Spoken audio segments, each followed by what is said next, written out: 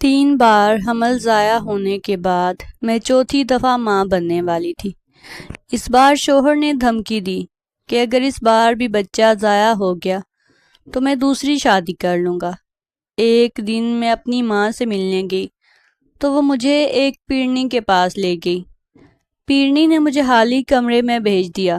تھوڑی دیر بعد اس پیرنی کی مریدنی اندر آئی جس کے ہاتھ میں ایک انڈا تھا۔ وہ کہنے لگی، پیرنی کا حکم ہے کہ انڈے سے آپ کے پیٹ کی مالش کرو۔ مجھے بڑا عجیب لگا، پر جیسے ہی وہ مالش کرنے لگی تو میرے پیروں تلے سے زمین نکل گئی، کیونکہ مالش سے میرے پیٹ میں قرآن پڑھ رہی تھی کہ اچانک رشتے والی خالہ سمیہ کی آواز سن کر چونک گئی۔ میرے دل کی دھڑکن تیز ہو گئی۔ یا اللہ، خیر کی خبر لائی ہو خالہ، میں نے دھڑکتے دل سے سوچا، اور پھر قرآن پاک کو ادب سے بند کر کے چوم کر الماری میں رکھ کر ڈھیر ساری دعائیں دل ہی دل میں مانگی ہوئی میں باہر آئی، جہاں صحن میں رکھی چارپائی پر خالہ امی کے ساتھ گفتگو میں تھی۔ دیکھو حلیمہ، یہ رشتہ بہت ہی اچھا ہے، میں نے خود چھان بین کر کے دیکھا ہے، تو ہی تمہارے دروازے کے اندر قدم دھڑا ہے۔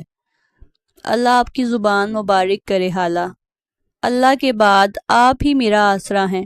اب تو جانتی ہیں منور کی ڈیتھ کے بعد تو میں بالکل ہی تنہا سی ہو گئی ہوں۔ وہ ہوتے تو شاید زندگی اتنی مشکل نہ لگتی۔ امی کی بات سن کر میری آنکھوں میں بھی آنسو آ گئے۔ یہ لڑکے کی تصویر ہے، دیکھ لو، زمیندار گھرانے سے تعلق رکھتا ہے، اچھا پڑھا لکھا ہے، بینک میں جاب کرتا ہے، اور کیا چاہیے۔ ان کو شادی بھی جلد کرنی ہے کیونکہ لڑکے کے والد بہت بیمار ہیں، اور ان کی خواہش ہے کہ ان کی زندگی میں ہی ان کے اکلوتے بیٹے کی شادی ہو جائے۔ تو امی کی آنکھوں میں لاتعداد امید کے جگنوں سے چمکتے ہوئے دیکھے۔ خالہ میری بھی اکلوتی بیٹی ہے، آپ تو جانتی ہیں جب سے منور کی ڈیتھ ہوئی ہے تب سے دنیا سے دل ہی اچاٹ ہو گیا، اور اگر بیٹی کا سنگ نہ ہوتا تو شاید میں بھی کب کی مر کھپ گئی ہوتی۔ میں بھی یہی چاہتی ہوں کہ میری بیٹی کے ہاتھ جلد ہی پیلے ہو جائیں۔ زندگی کا کوئی بھروسہ نہیں، دل کا ایک اٹیک تو ہو چکا ہے، کیا پتہ اگلے اٹیک تک میں زندہ رہ پاؤں یا نہیں۔ ایسے میں ارم عزت سے اگلے گھر کی ہو جائے تو میرے دل کو بھی قرار آ جائے۔ انشاءاللہ جیسا تم چاہتی ہو ویسا ہی ہوگا، پھر میں تمہاری طرف سے ہاں ہی سمجھوں۔ تو امی نے آہستہ سے سر ہلایا۔ ٹھیک ہے خالہ، آپ ان کو لے کر ہمارے گھر آ جائیں تاکہ وہ ہمیں دیکھ لیں، اور ہم انہیں آگے جو اللہ کو منظور ہوا وہی ہوگا۔ اور پھر امی گہری سانس چھوڑ کر میری طرف دیکھنے لگی اور مجھے آنکھوں ہی آنکھوں میں چائے بنانے کا اشارہ کیا، تو میں کچن میں چلی گئی۔ چائے بناتے بناتے کچن کی کھڑکی سے جب امی کے چہرے پر نظر پڑی تو دل جیسے مٹھی میں آ گیا۔ وہ شوگر کی پیشنٹ تو کافی عرصے سے تھی، لیکن اب دل کی مریضہ بھی بن چکی تھی۔ خون تو جیسے ان کے جسم سے کسی نے نچوڑ لیا ہو۔ آنکھیں اندر کو دھسی ہوئی تھی، لیکن ان میں بیٹی کے رشتے کی امید جل بجھ رہی تھی۔ ان کا سفید پڑتا چہرہ دیکھ کر جانے کیوں میری آنکھوں میں ڈھیر سارے آنسو آ گئے۔ میری امی میری وجہ سے کس قدر پریشان ہیں۔ وہ بہت ہی زندہ دل اور ہنسمکھ ہوتی تھی۔ جب ابا زندہ تھے میں اپنے والدین کی اکلوتی بیٹی تھی۔ میرے بعد کئی بار امی امید سے ہوئی، لیکن ان کے مس کیریج ہو جاتے، مگر ابو نے کبھی بھی امی کو اس حوالے سے پریشان نہ کیا، بلکہ وہ ہمیشہ امی کو ہی تسلی دیتے تھے کہ یہ سب اللہ کی طرف سے ہے، اس میں انسان کا کیا زور۔ ہمارے نصیب میں اگر اللہ نے بیٹی کی صورت میں ایک ہی اولاد لکھ رکھی ہے تو ہم چاہے دنیا کا جتنا بھی زور لگا لیں وہ 1 سے 2 نہیں ہوگی، کیونکہ ہمارے مقدر میں اللہ نے یہی لکھ رکھا ہے۔ تو پھر ہم اللہ سے شکوہ کر کے اس کے گنہگار کیوں بنے؟ میرے ابو بہت ہی اچھے انسان تھے، یہی وجہ تھی میری امی مس کیریج کی وجہ سے کبھی بھی ذہنی تناؤ کا شکار نہیں رہ پاتی تھی، اور بہت جلد اس کیفیت سے نکل آتی۔ ان کے ہنستے مسکراتے چہرے کو دیکھ کر اکثر خاندان کی کئی رشتہ دار خواتین ان سے حسد بھی کرتی کہ یہ کیسے ہر وقت ہنستی کھلکھلاتی رہتی ہے اور جب دیکھو بنی صبری رہتی ہے۔ تو امی ان کی باتوں کو ہمیشہ اگنور کر دیتی اور ابو سے یہ رویے ڈسکس کرتی تو ابو کہتے کہ دراصل یہ خواتین چاہتی ہیں کہ تم ہر وقت بے چارگی کی تصویر بن کر ان کے سامنے اپنے مقدر کے گلے شکوے روتے دھوتے ہوئے کرتی رہو اور یہ تمہاری حالت پر افسوس کرتی رہیں، لیکن چونکہ امی انہیں موقع نہیں دے پا رہی اس لیے انہیں اصل تکلیف ہی اس بات کی ہے۔ تو امی ابو کی بات سن کر ہنس دیتی کہ یہ بھی بھلا کوئی بات ہوئی کہ کسی کو خوش دیکھ کر آپ اس کے اتنے مخالف ہو جائیں۔ تو ابو کہتے یہ دنیا ہے، یہاں پر ہر طرح کے بد فطرت لوگ بھی موجود ہیں جو کسی کو خوش نہیں دیکھ سکتے اور بس یہی چاہتے ہیں کہ ان کے سامنے اپنی کمزوریوں پر بات کی جاتی رہے، اور اگر کوئی ایسا نہ کرے تو یہ جلد ہی بھول جائیں۔ اس لیے کوشش کیا کرو کہ ان کے درمیان زیادہ تر نہ ہی بیٹھو تو اچھا ہے، بلکہ ان کے پاس سے اٹھ جانے میں ہی عافیت ہے، انہیں اپنی ہی آگ میں جلتے رہنے دو۔ امی ابو کی بات کی تاکید تو کرتی تھی، لیکن مسئلہ یہ تھا کہ خاندان میں ہونے والے ہر فنکشن، شادی بیاہ کی ہر تقریب میں جب انہیں بلاوا آتا تو وہ ضرور جاتی اور پھر وہاں جا کر اپنا ڈھیر سارا دل دکھا کر واپس آتی۔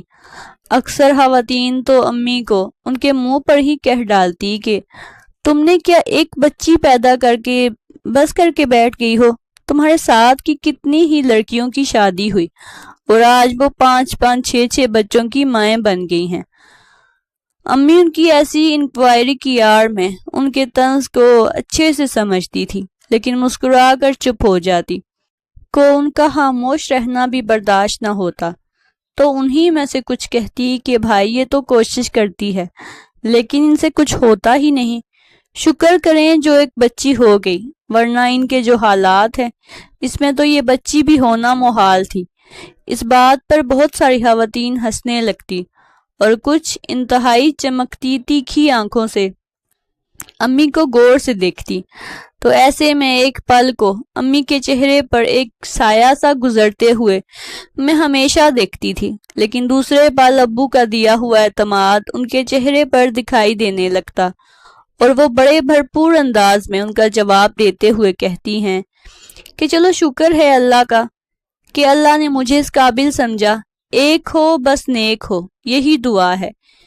خواتین اپنے منہ پر ہاتھ رکھ کر انہیں بڑے تعجب سے دیکھتی، ارے بھائی تم تو ایک ایک کی رٹ لگائے بیٹھی ہو، لیکن بیٹی کے ساتھ ایک جوڑے کا ہونا تو بہت ضروری ہے، بھلے ہی بیٹا نہ پیدا کرو لیکن اس کی بہن تو دنیا میں آ جائے، سنگ ہو جاتا ہے۔ تو مجھے ان عورتوں کی باتیں سن کر انتہائی غصہ آتا، یہ اس طرح سے باتیں کر رہی تھی جیسے اولاد ایک عورت کے اپنے اختیار میں ہے، وہ جب چاہے اپنی مرضی سے بیٹا یا بیٹی بنا کر دنیا پر لے آئے۔ لیکن امی باتوں کے اس مشکل مرحلے پر بھی مسکرا کر کہتی کہ اگر میرے اللہ کو منظور ہوا تو وہ اس کا سنگ پیدا کر دے گا، ہم تو اسی کے در کے سوالی ہیں اور اسی سے مانگتے ہیں، اور وہ اگر اس کا سنگ نہیں پیدا کرنا چاہ رہا تو بھی اس کے فیصلے پر راضی ہیں۔ تو میں یہ دیکھتی کہ امی کی اس بات پر کئی خواتین کے چہرے بھج سے جاتے، ان کے چہروں پر سیاہی تو تب بھر جاتی جب ایسی محفل میں ابو بھی امی کے ساتھ انتہائی ادب احترام کے ساتھ انہیں بلا رہے ہوتے، یہ ان کے ساتھ حسب معمول رہ رہے ہوتے، تو رشتہ دار خواتین کے چہرے دیکھنے لائق ہوتے تھے۔ میں نے امی کو اپنی اس کمزوری پر کبھی بھی آنسو بہاتے نہیں دیکھا، بلکہ میں نے امی کو پہلے سے زیادہ اللہ کے ساتھ کنیکشن مضبوط ہوتے دیکھا۔ وہ گلے شکوے کرنے کی بجائے اللہ کا زیادہ تر شکر ہی ادا کرتی کہ اللہ نے انہیں ایک اچھی صحت دی، خوشحالی دی، اور اگر اولاد کی طرف سے کوئی کمی بھی ہے تو اس میں بھی اللہ کی کوئی نہ کوئی مصلحت ہوگی۔ اور امی کے اس طرح سے سوچنے کا سارا کریڈٹ ابو کو جاتا تھا، کیونکہ ابو ہر وقت امی کی ذہن سازی کرتے رہتے تھے، انہیں سمجھاتے رہتے تھے۔ وہ دونوں وقت کے ساتھ ساتھ مذہبی ہوتے جا رہے تھے۔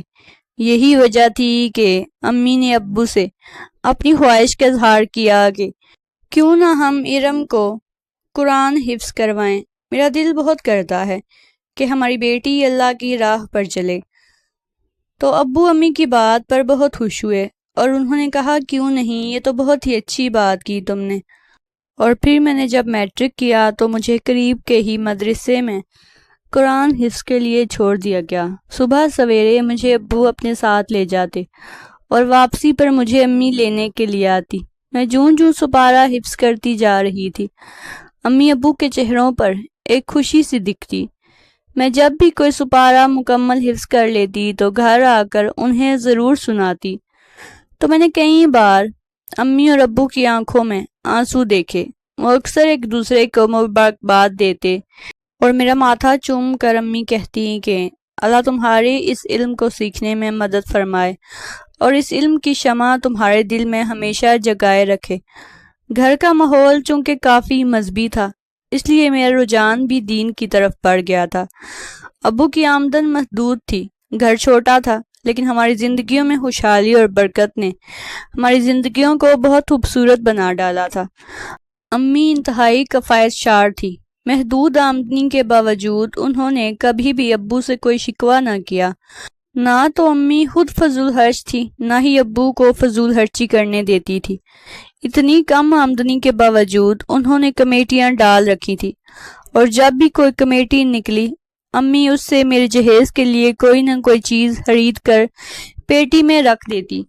یہ ان کی دور اندیشی ہی تھی کہ میں جب جوان ہوئی تو میرا آدھے سے زیادہ جہیز بن چکا تھا، اور امی کی دور اندیشی کی وجہ سے ہی ابو بہت خوش تھے کہ ان پر اب کسی قسم کا بوجھ نہیں پڑے گا، بلکہ جو چیزیں رہ گئی ہیں میں اسے بھی آسانی کے ساتھ مینج کر لوں گا۔ لیکن ابو کی زندگی نے وفا نہ کی، انہیں میرے سر پر ہاتھ رکھ کر مجھے الوداع کرنا تھا، مگر اس مشکل گھڑی میں وہ مجھے اور امی کو تنہا چھوڑ کر اللہ تعالیٰ کے پاس چلے گئے۔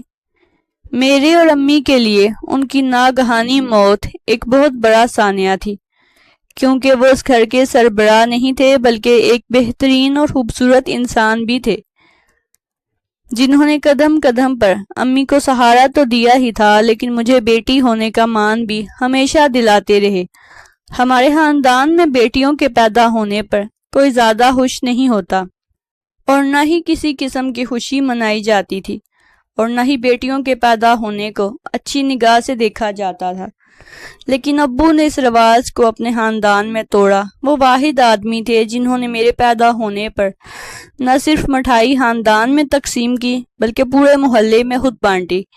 پھر میرا عقیقہ کیا جس میں خاندان اور محلے سے لوگوں کو دعوت دی گئی، تو لوگ حیران پریشان رہ گئے کہ اتنا شاندار عقیقہ تو کسی بیٹے کا بھی نہیں ہوتا جتنا وہ ایک بیٹی کے پیدا ہونے پر خرچہ کر رہے ہیں۔ لیکن ابو نے کسی کی بات کی کوئی پرواہ نہ کی، بلکہ وہ کیا جو ان کے دل کو اچھا لگ رہا تھا۔ میری پیدائش پر امی سے بھی زیادہ خوش ابو تھے، اور انہوں نے مجھے ہتھیلی کا چھالا بنا کر رکھا۔ امی مجھے ڈانٹتی تو نہیں تھی، لیکن اگر کبھی میرے بہت زیادہ تنگ کرنے پر وہ مجھے ڈانٹ ڈپٹ دیتی تو ابو ہمیشہ میری ڈھال بن کر اور میرے دفاع میں امی کے ساتھ لڑ پڑتے۔ لیکن اب تو ان کے بغیر بالکل میں کھلے آسمان تلے کھڑی تھی، نہ تو کوئی ابو کی طرح دفاع کرنے والا نظر آ رہا تھا اور نہ ہی سر پر ہاتھ رکھنے والا۔ امی سے زیادہ تو مجھے لگتا کہ جیسے میں تنہا ہو گئی ہوں، کیونکہ ابو صرف میرے والد ہی نہیں تھے بلکہ میرے بہترین دوست بھی تھے۔ میں ان سے اپنی ہر بات شیئر کرتی تھی، اپنے کسی معاملے کو ان سے ڈسکس کرتے ہوئے نہیں شرماتی تھی، اور وہ بھی میرے بہترین دوست کی طرح مجھے نصیحت کرتے سمجھاتے۔ مجھے کبھی کبھی ایسا لگتا کہ جیسے میں نے اپنے والد کو نہیں بلکہ اپنے بہترین دوست کو کھو دیا ہے۔ میں نے کبھی اسکول لائف میں اور مدرسے میں کوئی سہیلی نہیں بنائی تھی، کیونکہ مجھے ابو کے ہوتے ہوئے کبھی ضرورت ہی نہیں پڑی۔ لیکن اب میں جب اپنے کزنز کے والد کو دیکھتی تو ایک محرومی سی میرے اندر جاگ جاتی، تو میں پھوٹ پھوٹ کر رو پڑتی۔ تو ایسے میں امی مجھے بہت سہارا دیتی۔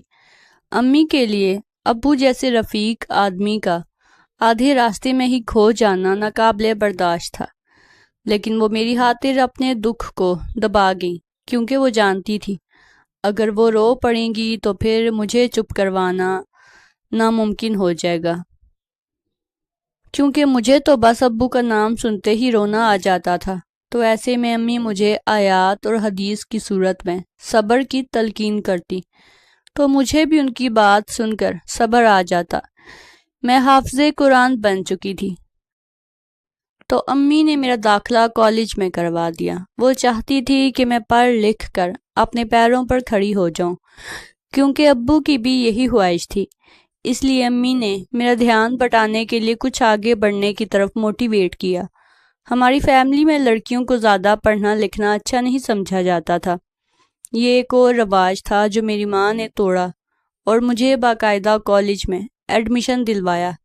ہماری فیملی میں میٹرک سے زیادہ کوئی بھی لڑکی نہیں پڑھی ہوئی تھی، سوائے میرے کہ میں اب کالج جانے لگی تھی۔ میرے چچا اور تایا نے اس بات کی بہت مخالفت کی کہ جوان جہاں لڑکی ہے، آپ اسے کیوں کالج بھیج رہی ہیں؟ آپ تو اس کے سر پر باپ کا سایہ بھی نہیں ہے۔ تو امی نے ان کے سامنے بہت ہی ادب کے ساتھ لیکن مضبوط لہجے میں کہا کہ اگر باپ کا سایہ نہیں ہے تو ماں ابھی مری نہیں ہے، میں زندہ ہوں اور یہ آگے ضرور پڑے گی۔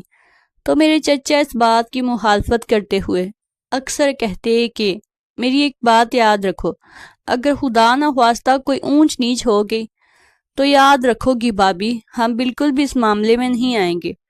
تو امی نے کہا آپ اپنے گھر کو سنبھالیں، یہی کافی ہے، باقی میرا اور میری بیٹی کا مالک اللہ ہے، انشاءاللہ کوئی اونچ نیچ نہیں ہوگی۔ اللہ تعالیٰ سب کی بچیوں کو راہ ہدایت پر چلائے۔ اور یہ کہہ کر امی نے ان سب کا منہ بند کر دیا، لیکن ہمت نہیں ہاری۔ خاندان میں بہت زیادہ باتیں ہونے لگی ہم ماں بیٹی کو لے کر، لیکن امی صبر کرتی۔ کئی دفعہ تو میں گھبرا جاتی اور امی سے کہتی کہ امی میں نہیں پڑھنا چاہتی۔ تو میری امی کہتی تم کچھ بھی غلط نہیں کر رہی، تعلیم حاصل کرنے کے لیے اگر چین بھی جانا پڑے تو ضرور جاؤ، اور یہ تو پاس کالج ہے، تم تو پڑھنے کے لیے کیوں نہیں جا سکتی؟ رہ گئی لوگوں کی باتیں تو بیٹا اگر تم گھر میں رہ کر پرائیویٹ امتحان دے دو گی اور اس کے لیے جب امتحان دینے نکلو گی تب بھی یہ لوگ بات کرنے سے باز نہیں آئیں گے، تو تم اپنے ذہن سے یہ بات نکال دو کہ یہ لوگ کسی حال میں تمہیں جینے دیں گے، ان کا بس چلے تو یہ سانس لینے پر بھی پابندی لگا دیں۔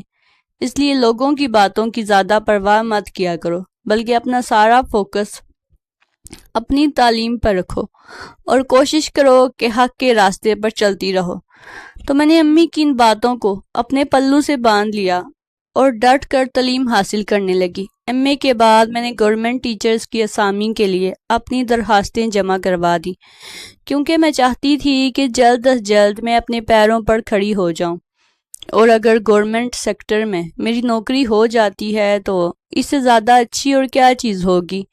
اسی دوران امی کو شوگر کے ساتھ ساتھ پہلا ہارٹ اٹیک ہوا تو میں گھبرا گئی، کیونکہ میری زندگی میں میری دوست، باپ، ماں، بھائی، سب رشتے اب میں اپنی ماں میں دیکھ رہی تھی، اور انہیں پہلے سے زیادہ کمزور اور بیمار دیکھ کر میرے پیروں تلے سے زمین نکل گئی۔ ان کے بغیر رہنے کا تصور میں نے کبھی نہیں کیا تھا۔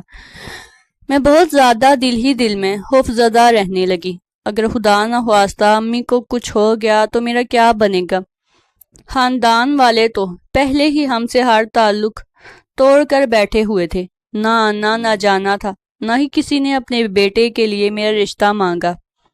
حالانکہ چچا اور تایا زاد کزنز تو مجھے چاہتے تھے، اشارے اشارے میں مجھے کئی بار یہ بات بھی بتا چکے تھے، لیکن ان کے والدین کو میں کبھی نہ بھائی، نہ ہی انہوں نے کبھی اس سلسلے میں اپنی دلچسپی دکھائی۔ اور یہی بات امی کے لیے دکھ کا باعث بنتی جا رہی تھی کہ خاندان میں رشتے ہونے کے باوجود انہیں رشتے والی خالہ سے کہہ کر باہر رشتہ تلاش کرنے کا کہنا پڑا، کیونکہ انہیں بالکل امید نہیں تھی کہ خاندان سے، خاص کر چچا تایا کے گھر سے میرے لیے کوئی رشتہ لے کر آئے گا۔ اس لیے جب امی مکمل طور پر ان لوگوں سے مایوس ہو گئیں تو انہوں نے خالہ کو میرے رشتے کے حوالے سے کوشش کرنے کا کہا۔ اور حالہ اب تک 4-5 رشتے امی کو دکھا چکی تھی، لیکن امی کچھ خاص مطمئن نہ ہوتی اور بات وہیں رک جاتی۔ اسی وجہ سے امی بہت زیادہ پریشان رہنے لگی کہ اچانک خالہ نے جہانگیر کا رشتہ لایا۔ بظاہر یہ رشتہ امی کو اچھا لگا، لڑکا بینک میں تھا اور اچھی پوسٹ پر تھا۔ امی نے خالہ کو ہاں کر دی تو 3 دن بعد لڑکے والے ہمارے گھر آئے۔ امی نے ان کی خاطر مدارت میں کوئی کمی نہ رہنے دی۔ پھر مجھے امی نے ڈرائنگ روم میں بلوایا، جہاں پر جہانگیر بھی والدین کے ساتھ آیا ہوا تھا۔ لڑکے کی ماں نے مجھے دیکھتے ہی بہت خوشی کا اظہار کیا اور اپنے پاس ہی بٹھا لیا، اور اسی وقت امی کو بتایا کہ ہمیں لڑکی بہت پسند آئی ہے، اگر آپ کی اجازت ہو تو ہم اسے انگوٹھی پہنا دیں۔ تو امی کو ان کی اتنی جلد بازی پر حیرت سی ہوئی، لیکن پھر وہ خاموش ہو گئی، اور ہاں میں سر ہلاتے ہوئے کہا کہ جی بہن، یہ آپ کی بیٹی ہے، آپ جو رسم ادا کرنی ہے کر دیجئے، مجھے کوئی اعتراض نہیں۔ تو انہوں نے جہانگیر کے نام کی انگوٹھی میرے ہاتھ میں پہنا دی، اور پھر مہینے کے اندر اندر ہی شادی کی ڈیٹ بھی فکس کر دی۔ امی کو بھلا کیا اعتراض تھا، وہ تو خود میری شادی جلدی کرنا چاہتی تھی، لیکن میرے چچا اور تایا کو جب اس بارے میں پتہ چلا تو ان کے موڈ بلا وجہ خراب ہوئے اور لڑائی بنا کر بیٹھ گئے کہ گھر میں رشتہ ہونے کے باوجود اب باہر رشتے کیوں دے رہی ہیں۔ تو امی نے بھی دو ٹوک لہجے میں پہلی بار ان کے سامنے بات کی کہ اگر گھر میں رشتے تھے تو آپ لوگوں نے پرواہ کیوں نہیں کی۔ تو تایا اور چچا امی کی بات پر حیران ہو کر بولے، پرواہ ہے تو بات کر رہے ہیں۔ تو امی نے ہنس کر کہا کہ اب آپ بات کر رہے ہیں جب میں بات پکی کر چکی ہوں، اور میں اس سے پہلے انتظار کرتی رہی کہ آپ لوگ اپنے بھائی کی بیٹی کے لیے منہ بھر کر نہ صحیح لیکن اشارے میں ہی رشتے کی بات کریں گے، لیکن آپ لوگ بولے ہی نہیں۔ اب میں خود اپنی بیٹی کا رشتہ تو آپ کے گھر لانے سے رہی کہ آپ کو میرے گھر کی بچی نظر نہیں آ رہی تھی۔ ویسے اڑتی اڑتی مجھے خبر ملی ہے کہ آپ لوگ اپنے بیٹوں کے رشتے خاندان سے باہر کر رہے ہیں۔ ایسے میں اپنی بیٹی کو مزید گھر میں کس آس پر بٹھاتی، اور اب آپ آگے مجھ سے لڑ رہے ہیں جبکہ آپ اپنے بیٹوں کے رشتے خاندان سے باہر کرنے کا ارادہ رکھتے ہیں۔ امی کی یہ بات سنتے ہی دونوں کے منہ کو چپ لگ گئی، ان کے پاس امی کے کسی بھی سوال کا کوئی جواب نہیں تھا، اور پھر وہ منہ بنا کر ہمارے گھر سے اٹھ کر چلے گئے۔ تو امی اس دن بہت روئیں، تو میں امی کو تسلی دیتے ہوئے خود بھی رو پڑی، کیونکہ میں نے کبھی وہم و گمان میں بھی نہیں سوچا تھا کہ میرا رشتہ خاندان سے باہر ہوگا۔ مجھے بھی کہیں نہ کہیں امی کی طرح یہ آس تھی کہ میں بیاہ کر خاندان میں ہی جاؤں گی، لیکن اب جو صورتحال تھی اس پر میرا دل بھی کہیں نہ کہیں وسوسے کا شکار تھا کہ خدا جانے باہر کے لوگ کیسے ہوں۔ اور پھر میں نے اپنے دل کے خدشات کے حوالے سے اپنی امی سے بات کی تو امی میری طرف دکھی نظروں سے دیکھنے لگی اور میرا دل رکھنے کے لیے بولی کہ بچے، تم ہر بات سے اچھی طرح سے آگاہ ہو، تمہارے نصیب میں خاندان سے باہر کا رشتہ ہی تھا، اس لیے اسے نصیب کا لکھا سمجھ کر قبول کر لو، کیونکہ یہ نصیب اللہ تعالیٰ ہی لکھتا ہے، اس لیے چون چران کی تو گنجائش بھی نہیں۔ بس اپنے لیے دعا مانگتی رہو، اللہ خیر کرے گا، اور کبھی بھی اللہ سے نا امید نہ ہونا۔ امی کی بات سن کر میرے دل کو تسلی ہوئی، اور دل ہی دل میں اللہ کو یاد کرتے ہوئے اپنی نئی زندگی میں قدم رکھنے کے لیے خود کو ذہنی طور پر تیار کرنے لگی۔ میری شادی میں مجبور ہو کر تایا اور چچا کی فیملی شامل ہوئی، لیکن امی نے کوئی زیادہ پرواہ نہیں کی اور شادی کے تمام معمولات کو بخوبی اپنے ہاتھوں سے خود سر انجام دیا اور مجھے رخصت کر ڈالا۔ میں بیاہ کر جہانگیر کے گھر آ گئی۔ یہ 5 مرلے کا خوبصورت سا گھر تھا جو مکمل طور پر فرنشڈ تھا۔ جہانگیر اکلوتا ہونے کی وجہ سے ماں اور باپ دونوں کا ہی لاڈلا تھا۔ وہ شادی شدہ تو ہو گیا تھا، لیکن ابھی بھی بچوں کی طرح اپنے ماں باپ سے لاڈ اٹھواتا تھا۔ تو مجھے بڑی حیرت ہوتی پھر میں یہ سوچ کر چپ ہو جاتی کہ ظاہر ہے ماں باپ کے ساتھ اولاد کا رشتہ اتنا ہی قریبی اور پیارا ہوتا ہے کہ جس میں دل نہ چاہتے ہوئے بھی ضد پکڑ لیتا ہے اور لاڈ اٹھوانا چاہتا ہے۔ میرے ساس سسر اچھے تھے، میرا کسی بیٹی کی طرح خیال رکھتے تھے۔ اپنے گھر کے کام کاج میں جلد ہی اپنی ساس کا ہاتھ بٹانا شروع کر دیا۔ وہ تو اکثر اس بات پر خفا ہوتی کہ ابھی تمہارے ہاتھوں کی مہندی بھی نہیں اتری کہ تم نے کام کاج میں ہاتھ ڈال دیا، لیکن مجھے اچھا نہ لگتا وہ اتنی بزرگ خاتون ہیں اور گھر کے سارے کام کرتی پھریں، لہٰذا میں نے بہت جلد گھر کی ذمہ داری کو سنبھال لیا۔ گھر بھی کوئی اتنا بڑا نہیں تھا، مینج کرنا آسان تھا، اس لیے مجھے کوئی خاص دقت نہیں آئی۔ لیکن سب سے زیادہ پریشان کن صورتحال میرے لیے اس وقت پیدا ہوئی جب شادی کے 1 ماہ بعد ہی میرے شوہر جہانگیر نے مجھ سے اولاد کا تقاضا کرنا شروع کر دیا۔ تو میں حیرت سے ان کی طرف دیکھنے لگی۔ وہ مجھے اٹھتے بیٹھتے ایک ہی بات کرتے کہ مجھے بچے بہت اچھے لگتے ہیں اور میں چاہتا ہوں کہ ہمارے بچے جلد از جلد ہو جائیں۔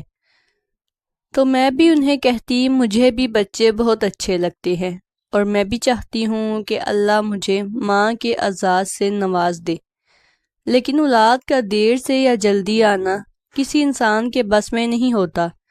بس اللہ سے دعا ہے کہ اللہ ہمیں یہ دن جلدی دکھائے۔ تو وہ مجھے کہنے لگے کہ بہتر ہے کہ تم کسی اچھی سی گائناکالوجسٹ سے ملو اور کوئی دوائی لے لو۔ تو میں نے ان کی طرف دیکھا کہ یہ کیسی باتیں کر رہے ہیں۔ میں خدا نخواستہ بیمار نہیں ہوں کہ مجھے دوائی کی ضرورت پڑے، لیکن میں ان کے آگے بولی نہیں، چپ کر گئی۔ اس کی وجہ یہ تھی کہ میں جانتی تھی یہ مزاج کے بہت تیز ہے، اگر میں نے اس کا جواب دیا تو یہ شخص آپے سے باہر ہو جائے گا، اور شادی کے 1 ماہ میں ہی ہمارے درمیان کئی بار لڑائی ہو چکی تھی، جس کی وجہ سے میرے ساس سسر دونوں ہی بہت پریشان ہوتے تھے، اور میں نہیں چاہتی تھی کہ وہ اب رات کے اس پہر بھی ہماری طرف سے پریشان ہوں، اس لیے میں ہی خاموش ہو گئی۔ اپنے خاوند کی اس ڈیمانڈ پر میں اللہ تعالیٰ سے رو رو کر اولاد کے لیے دعائیں مانگنے لگی، اور پھر اللہ نے میری دعا سن بھی لی اور مجھے امید لگ گئی۔ یہ خبر سنتے ہی جہانگیر کا موڈ ایک دم سے بدل گیا اور وہ بہت خوش ہوا۔ اب وہ مجھ سے بات بات پر چڑھتے نہیں تھے، نہ ہی ذرا ذرا بات پر ناک چڑھاتے ہوئے غصہ کرتے، بلکہ ان کے مزاج میں بہت فرق نظر آیا۔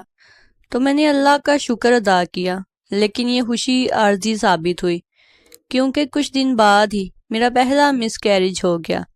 حالانکہ میں بہت احتیاط کر رہی تھی، لیکن حیرت تو مجھے تب ہوئی جب جہانگیر نے مس کیریج ہونے کا سارا الزام مجھ پر دھر دیا کہ میں نے یقیناً کوئی ایسی بے احتیاطی کی ہے جس کی وجہ سے یہ خوشی اللہ نے ہم سے لے لی۔ تو میں حیران ہو کر جہانگیر کی طرف دیکھنے لگی کہ یہ کس قسم کا انسان ہے کہ اس نے منہ بھر کر مجھ پر الزام لگا دیا۔ ان کی باتوں پر میں بہت روئی اور گھر جا کر امی سے بھی بات کی، تو امی مجھے ایک ہی بات کہتی کہ اپنے اللہ سے مانگو، وہی دینے والا ہے۔ اس کے بعد مجھے پھر سے امید لگی، تو میں نے اللہ کا شکر ادا کیا اور کچھ دن کے لیے امی کے پاس رہنے کے لیے چلی گئی، کیونکہ مجھ سے جہانگیر کا رویہ برداشت نہیں ہو رہا تھا۔ وہ میری پریگننسی کو لے کر اتنی زیادہ حساسیت کا مظاہرہ کرنے لگا تھا کہ مجھے خود اپنے آپ سے چڑ ہونے لگی۔ اس لیے میں نے سوچا کہ کچھ دن امی کے پاس گزاروں تاکہ میں ذہنی تناؤ سے نکل سکوں، لیکن مجھے کیا پتا تھا کہ امی کے گھر جا کر ہی دوسرے دن مس کیریج ہو جائے گا۔ جو ہی یہ خبر جہانگیر تک پہنچی تو جہانگیر نے پھر سے یہ الزام مجھ پر لگایا کہ میں جان بوجھ کر امی کے گھر اس لیے گئی ہوں کیونکہ میں خود ہی بچہ نہیں چاہتی۔ اب کی بار امی نے یہ ساری باتیں اپنے کانوں سے سنی تو ہکا بکا رہ گئی کہ کس قسم کا آدمی ہے جو اپنی بیوی پر الزام لگاتا ہے۔ امی جہانگیر پر بہت خفا ہوئیں، لیکن میں جانتی تھی کہ اس پر امی کی باتوں کا کوئی اثر نہیں ہوگا۔ 1.5 سال کے اندر اندر میرے 3 مس کیریج ہو چکے تھے اور اب تو میں شدید تناؤ کا شکار تھی۔ جلد ہی میں چوتھی دفعہ ماں بننے والی تھی کہ میرے شوہر جہانگیر نے مجھے دھمکی دی کہ اگر اس بار مس کیریج ہوا تو میں دوسری شادی کر لوں گا۔ ہر بار مس کیریج ہونے پر وہ مجھے الزام ٹھہراتا آ رہا تھا، لیکن میں برداشت کرتی رہی۔ لیکن اس بار ملنے والی دھمکی سن کر تو میرے پیروں تلے سے زمین ہی نکل گئی۔ میں نے امی کو بتایا تو وہ بھی بہت پریشان ہو گئی۔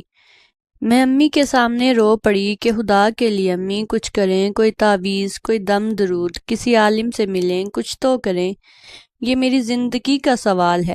تو امی مجھے کہتی کہ بیٹا اللہ سے مانگو، وہی دینے والا ہے۔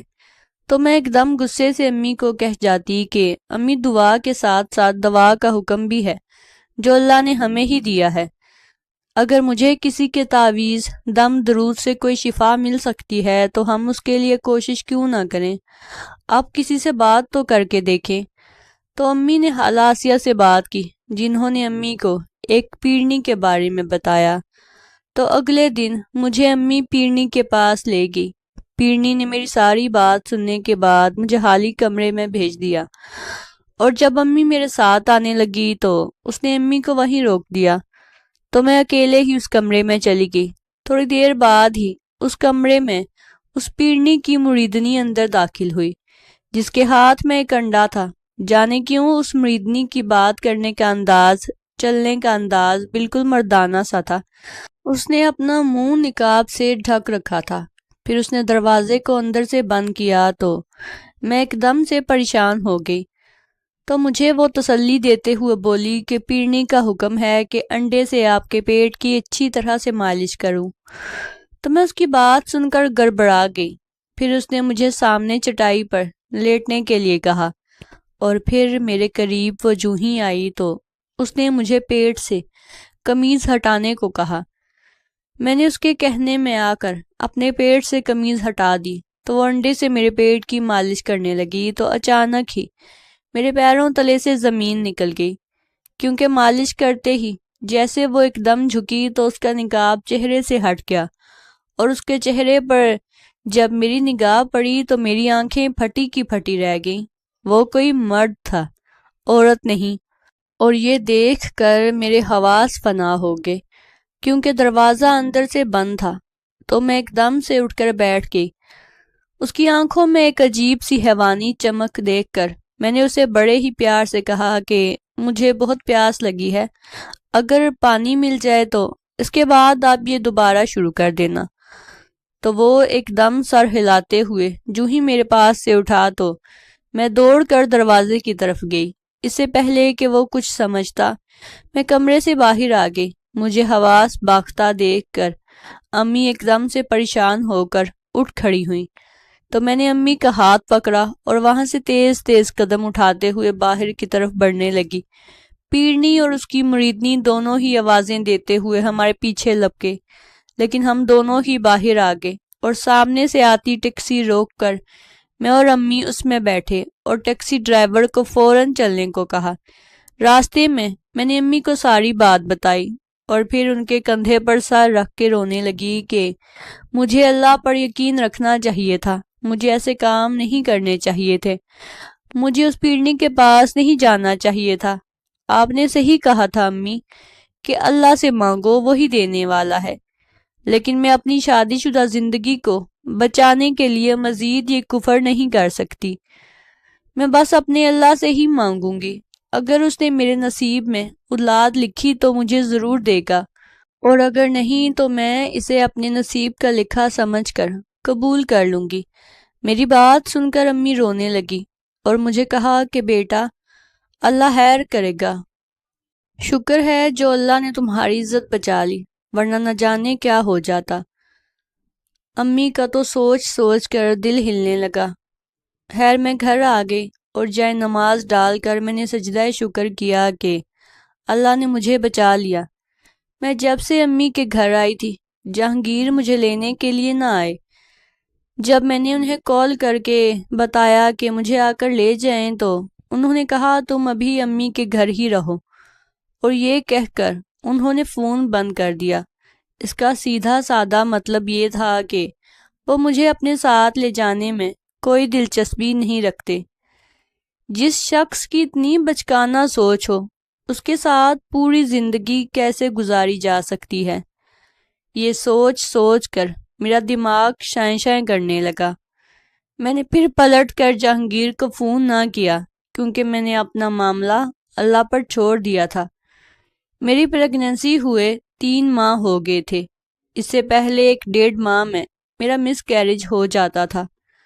پورے 3 ماہ میں امی کے گھر میں رہتے ہوئے مجھے ہو گئے اور مجھے ابھی تک خیریت ہی تھی۔